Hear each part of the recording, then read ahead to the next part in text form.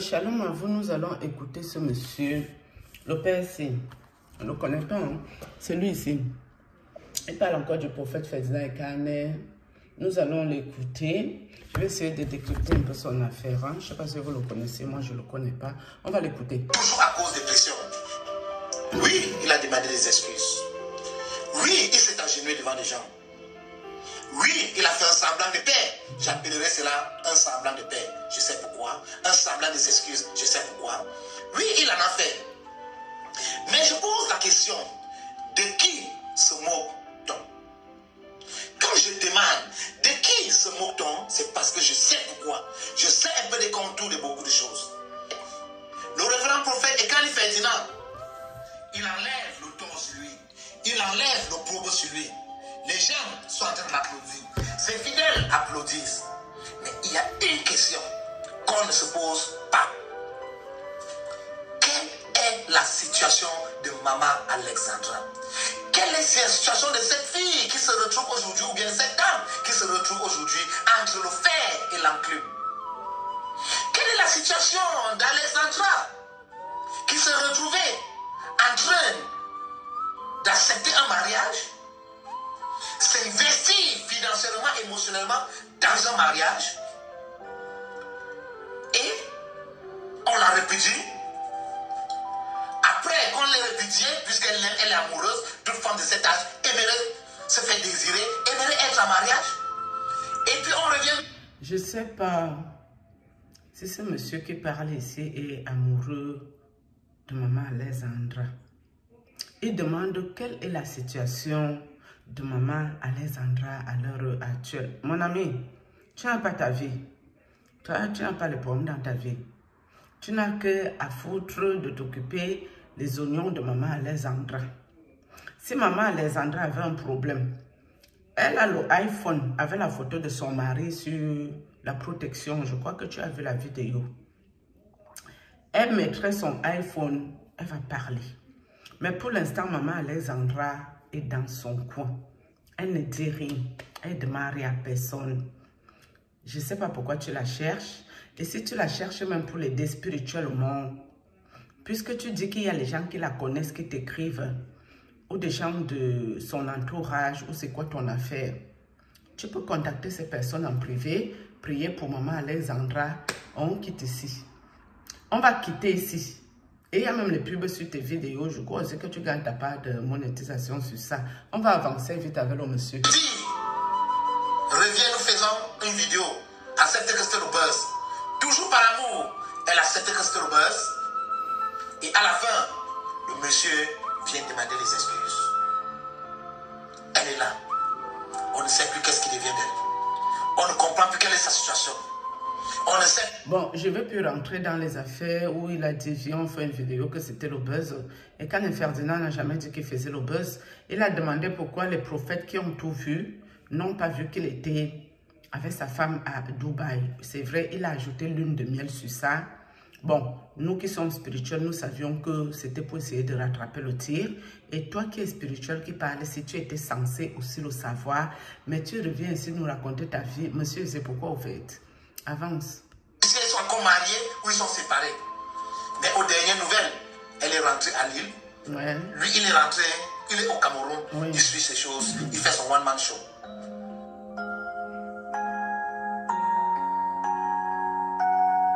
Ne mets pas la musique, monsieur. Je parle Chers pas. tous peuples de Dieu, je vais vous expliquer d'abord une petite histoire. Ouais. Le film, j'appellerai ça le film. Le film du mariage du révérend prophète Ferdinand Ekane et d'Alexandra. En featuring, nous aurons le pasteur J.P. Makanzou, qui est le pasteur de Lille, le pasteur de Maman Alexandra. C'est notre tonton. Qui est un comparse, qui est un partenaire de crime du prophète Ekane Ferdinand. Ouais. Qui est un partenaire de loge. De loge. Qui est un partenaire du mal. On va arrêter le monsieur ici. Il dit notre tonton J.P. Makanzou. Bonjour tonton, shalom à toi. Et notre propre Ferdinand Ekane, salam alaikum. Ils sont partenaires des loges ésotériques et sectes occultes, non. C'est ça qui parle ici. Mais qu'est-ce que les gens de sectes ésotériques, les loges, Alexandra cherche quoi avec eux? Parce que quand il n'a pas rencontré Alexandra dans la rue, mon frère, je ne sais pas si cette version-là t'intéresse. Si tu veux aider Alexandra, appelle Alexandra en privé. Demande-lui qu'est-ce que toi tu cherchais dans les partenaires logés, des loges. Et toi, tu n'as pas vu qu'Alexandra me met dans quelque chose. Toi, tu n'as rien vu. Toi qui parles ici, toi, tu n'as pas vu qu'elle me met les membres de quelque chose. Jejebe Makanzou, tu n'as rien vu au fait. Ok, oh, on avance. Pour faire Ferdinand et Kani. Parce que je vais vous révéler beaucoup de choses. Révèle-nous. Je vais vous dire certaines choses qui ne vont pas vous plaire. Il faut dire qu'il vous prépare. Donc si vous êtes fan du révérend prophète Ekani Ferdinand, version du prophète Ekani Ferdinand, tous les deux se disent juste. Mais ils sont justes à leur manière, ils sont justes devant leurs fidèles. Mais maintenant, qui est la mauvaise personne?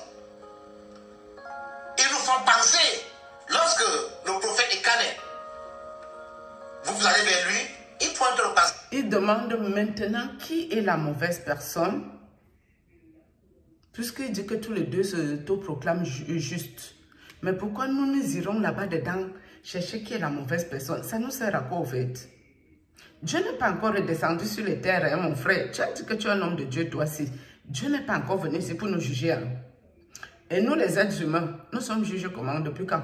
Pour aller chercher qui est bon, qui est mauvais. Non, mon frère, si tu dis que tu peux aider Alexandra, apparemment, toi, tu connais ses problèmes. Nous, on est assis ici par terre, nous, on sait qu'elle a fait la paix avec son mari.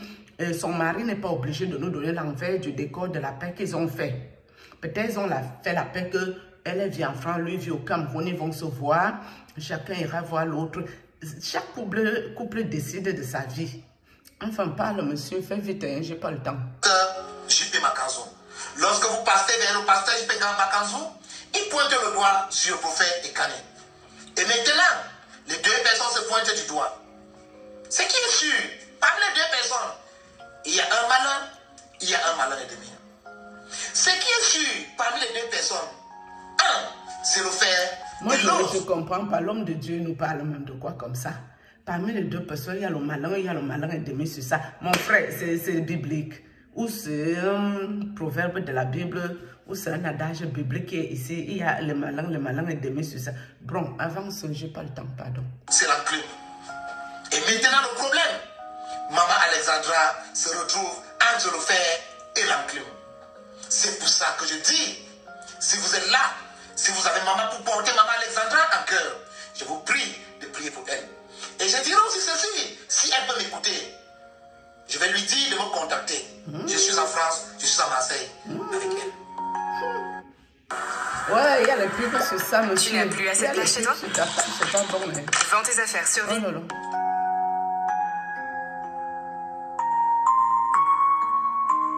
Ouais, ne mets pas la musique. Peuple de Dieu, chers internautes, ceux qui me suivent, je vous explique ce qu'on ne dit pas. L'histoire du pasteur révérend prophète Ferdinand Ekani avec maman Alexandra commence lorsque le pasteur Makanzou décide d'inviter le prophète Ekani à son église. Avant cette invitation, ils s'étaient vus, ce sont des amis, ce sont des complices, ils se sont dit beaucoup de choses. Je vous ai dit, et j'assume mes mots, ce sont des personnes qui appartiennent à la même loge. Et deux, ce sont des personnes qui ont les mêmes totems. Ils ont tous le totem des serpents. Je n'ai rien contre les totems. Mais c'est l'utilisation des totems qui fait un problème. Pour le révérend prophète Ekani, je sais qu'il a une vipère. Son totem, c'est vipère.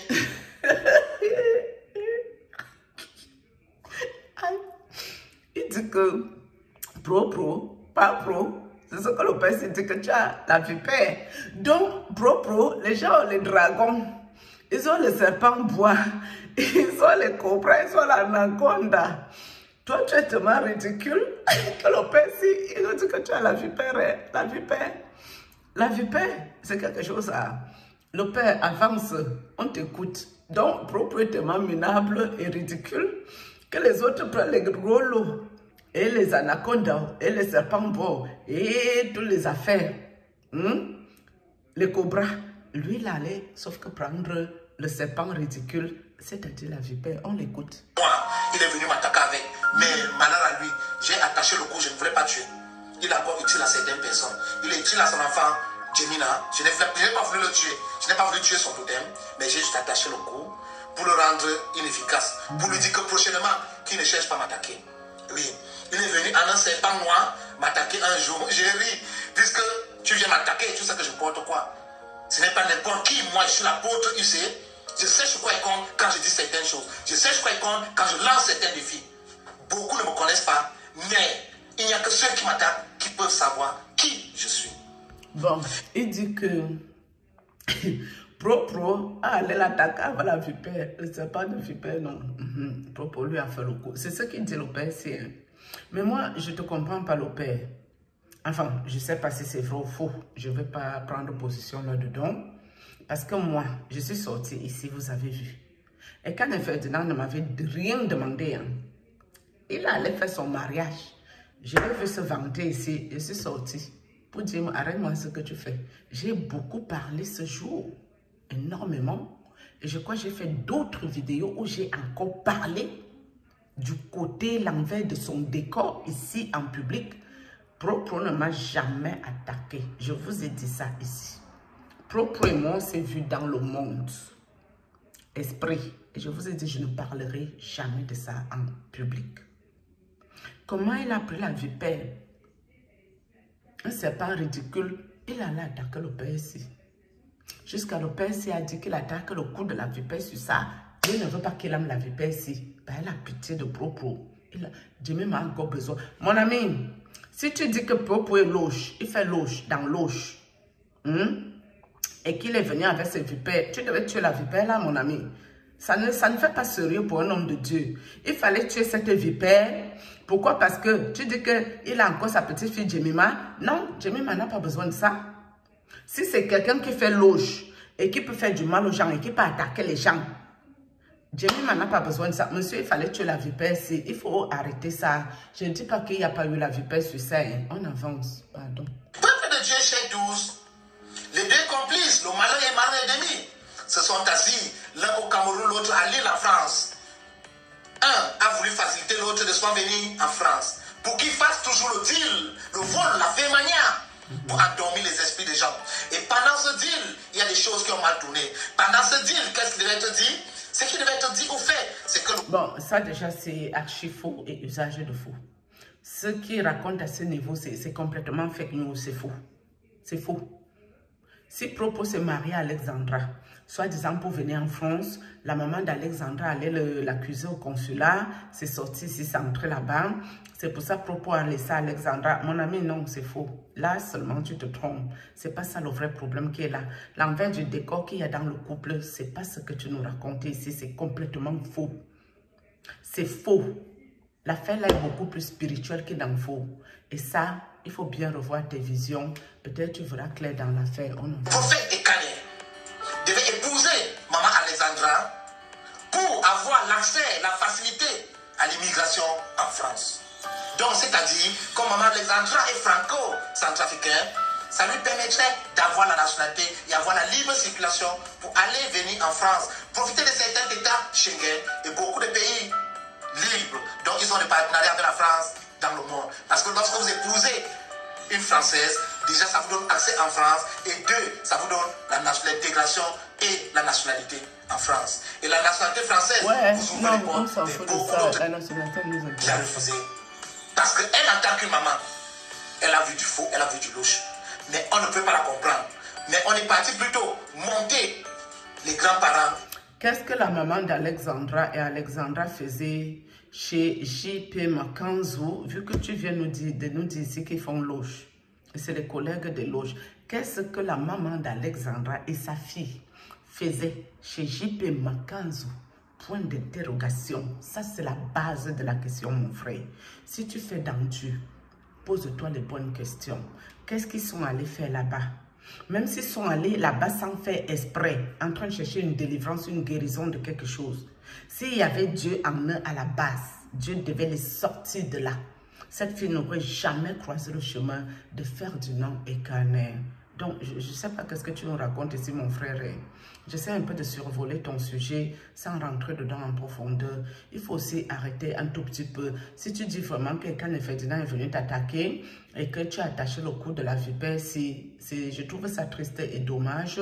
Parce que comme tu lui cherches les problèmes, il est quand même libre de t'attaquer. Parce que même quand tu veux chercher les problèmes aux gens, dis au moins la vérité. Là, il y a beaucoup de choses qui ne sont pas claires dans ce que tu racontes, mon frère. Je pense qu'avec Dieu, la base Et l'obligation, c'est que nous soyons justes. Et à partir du moment où nous ne sommes pas justes, il n'y a plus Dieu dans notre affaire. Si ton collègue vient t'attaquer et qu'il ne réussit pas à t'avoir, toi, tu vas aussi nous dire la vérité. Toi, tu fais dans quoi? Ça nous intéresse beaucoup. Toi-même, personnellement, tu fais dans quoi? Il faut nous dire la vérité. Hein. On écoute. D'Alexandra pour accepter ce mariage. Et c'est arrivé comme c'est arrivé. Ils sont mariés. La maman, maintenant, étant quelqu'un de wise, elle a écrit à l'ambassade. Elle a écrit à l'ambassade du Cameroun. En France pour expliquer. Mais le monsieur, c'est aussi un truc qu'il ne comprend pas. Il dit à la base, la maman n'était pas d'accord. Ok. Maintenant, il dit la maman étant wise, elle a écrit. Mais monsieur, maintenant que Ferdinand a pris l'enfant, il a remis à sa mère. Tu vois qu'il y a encore quel problème? Il y a encore un problème sur ça. Ou toi, tu as encore un problème personnellement avec Ekane et Ferdinand. Je défends pas Ekane et Ferdinand ici. Hein. Je vous ai dit qu'il ne m'a jamais attaqué. Mais s'il m'attaque, je viendrai parler de ça ici en public. Parce que moi, ma part, ça attarde par les choses de la sorcellerie. Je dépose ça au carrefour et on avance. Monsieur, parlez. Le problème. Et le révérend prophète Ferdinand Ekane a été blacklisté de la France. Ouais, blacklisté, on s'en fout. Ils ont fait, il a répudié la femme, il a dit ce qu'il a dit. Il a eu la pression de ses pairs, de la communauté charismatique. On lui a mis la pression, il est venu, il a fait le film des excuses. Ça, c'est le film, je ne vais même pas parler de ça. Mais maintenant, on ne s'est pas posé la question. Maman Alexandra, qu'est-ce qui devient d'elle? Chers tous peuple de Dieu, je vais vous dire quelque chose. C'est le monsieur aussi. Maman Alexandra que vous voyez, elle est allée dans l'église du pasteur Makanzo pour des solutions. Ouais. Puisque l'église est comme l'hôpital. Lui, après l'avoir exploité, j'assume tout ce que je dis. Lui, après l'avoir exploité, je ne vais pas entrer dans le détail de l'exploitation, puisque je ne veux pas exposer la vie de maman Alexandra.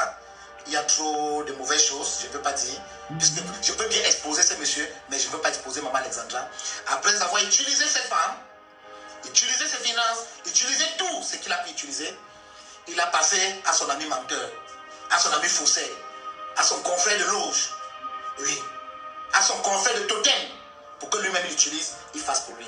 Bon, je ne vais pas trop rentrer dans ce que le monsieur dit ici. En parlant de Ferdinand Ekane et JP Makanzo, je ne rentre pas là-dedans. Par contre, s'il y a un truc qui dit ici qui est vrai, c'est que des fois, quand tu te retrouves chez un maître occulte qui veut t'exploiter, t'épuiser, ton énergie, ton étoile, ta lumière, quand il utilise bien, il passe toujours la relève. Donc, il te passe à son collègue qui doit aussi t'exploiter et continuer le même travail sur toi. Je vous ai déjà parlé de mon histoire ici, avec ma grande sœur occulte, avec ses compères prêtres, avec le prêtre aussi, soi-disant prêtre exorciste, qui m'a pressé comme l'orange, et puis m'a dirigé chez ses collègues, le footballeur camerounais, son influenceuse, Mohamed Sanogo, Chris Ndikoumana. Il y a d'autres là-dedans que... Les groupes de Bassa, je ne vais pas les citer ici pour l'instant. Comme je vous ai dit, un peu, on va y arriver. On doit arriver, Inch'Allah, s'il plaît à Dieu.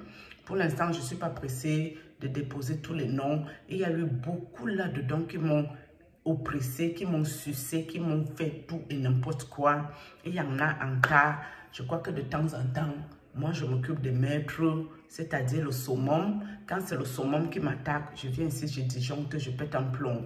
Mais quand c'est les petits pions, les petits envoyés à la con, là, ça ne m'intéresse pas plus que ça. Mais une chose est sûre, je prendrai le temps aussi pour les déposer ici, qui ne s'inquiètent pas pour l'autre, là. Je vais m'occuper aussi de leur sort avec le temps. Ce qu'il dit à ce niveau n'est pas tout à fait faux. Mais est-ce que je vais rentrer que Ekane et Makanzo ont fait ça? Je n'entre pas là-dedans. Parce que je pars dans l'optique. Moi, je me suis retrouvée dans une église de sciences occultes. On m'a initié à une certaine dimension. Mais Dieu a permis que je sorte de là, malgré qu'on est revenu m'oppresser. Pourquoi? Parce que le monsieur qui m'a aussi délivré, il voulait que je fasse aussi le travail par moi-même, pour pas que je reste bébé spirituel. À ce niveau, il n'a pas tout à fait tort. Mais moi, ma question, pourquoi cette fille se retrouvait là-dedans avec son maman? Il partait faire quoi dedans? Pourquoi Dieu ne les a pas retirés de ça? Le monsieur ne dit pas toute la vérité. Il n'y a pas toute la vérité dans ce qu'il raconte. Est-ce qu'il a vu clair? Est-ce qu'il n'a pas vu clair? Je n'en sais rien. une chose est sûre. La go est dans le même bateau que son père spirituel. On avance. Il a utilisé, mais lui, il n'a pas pu vraiment. Vous savez, il y a des gens qui ont des dettes karmiques, ou bien c'est leur moment de payer, ou bien c'est leur moment d'être exposé. Ça l'a suivi comme ça l'a suivi, ça l'a exposé. Pour ceux qui sont objectifs, beaucoup savent déjà qu'il le revend pour faire gagner. Là où il a mis sa main. Mais d'autres qui sont des moutons. Moutons, je dis bien moutons. Bon, ce qu'il dit à ce niveau, ce n'est pas tout à fait faux, mais je ne développe pas ça. Moi, je ne parle pas de propos.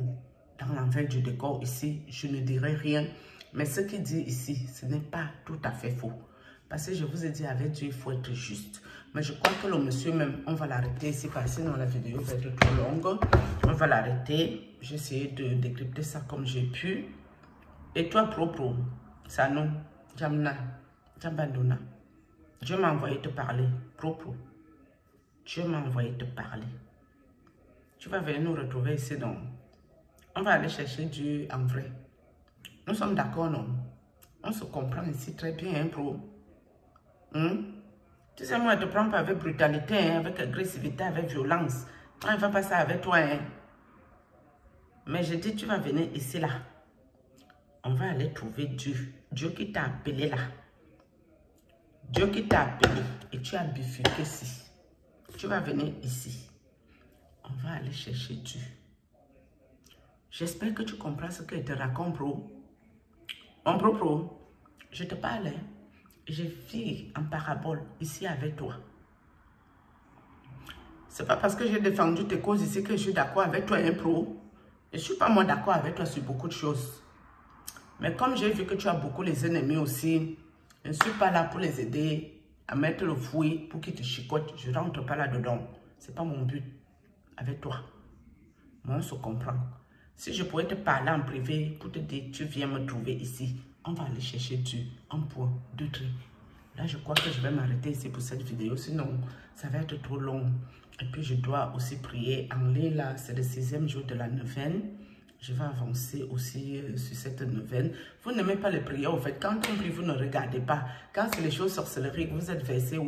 Quand c'est les conneries, les scandales, vous êtes dedans. Vous cherchez quel Dieu, au fait. Moi, ce n'est pas mon problème, hein. Dieu m'a mis à cœur de faire la neuvaine en ligne et je la fais qu'en ligne. Jusqu'au 9e jour, on est ensemble. Sur ce, shalom.